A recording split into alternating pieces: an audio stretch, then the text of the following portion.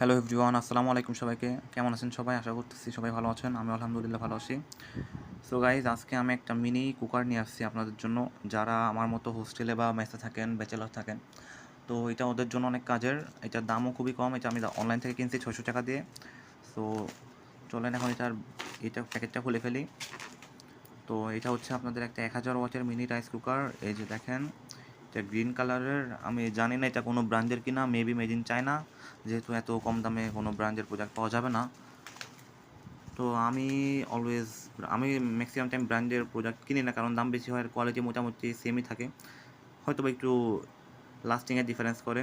So guys, এটা দেখেন, এই যে এখানে কিন্তু আপনারা দুইটা মোড পেয়ে যাবেন এর ভিতরে, একটা লো মোড, একটা হাই মোড। এটা হচ্ছে আপনার 220 ভোল্টের 1000 ওয়াটের একটা রাইস কুকার।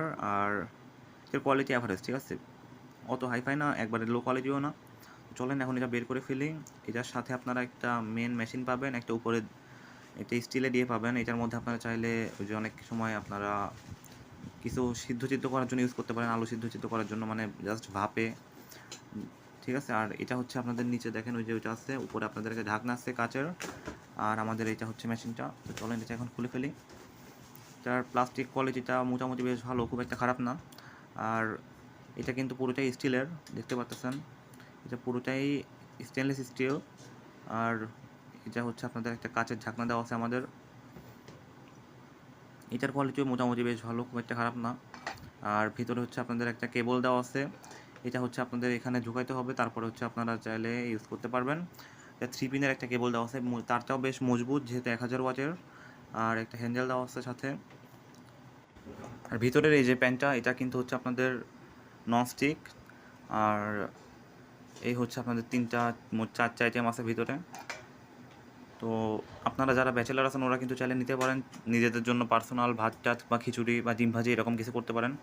অনেকে চাইলে পাস্তা বা নুডলস বানানোর জন্য ব্যবহার করতে পারেন। তা আমিও এরকম ছোটো ছোটো কাজ করার জন্য নিছি। এখানে দেখেন একটা সুইচ আছে, অন অফের সুইচ। আমি 1 নাম্বার মোজা, 2 নাম্বার মোজ, ঠিক আছে, লো মোজার হাই মোজ, দুইটা মোজা আছে এখানে। তো এটা কিন্তু অলরেডি মোটামুটি গরম হয়ে গেছে জাস্ট দেওয়ার সাথে সাথেই। আর পিছনে দেখেন দুইটা নাট দিয়ে লাগানো আছে।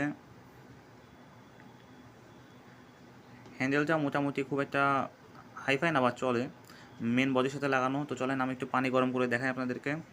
এই যে দেখেন, এটা কিন্তু আমি কেবলই দিছি, আর এই যে ফুটা শুরু করছে।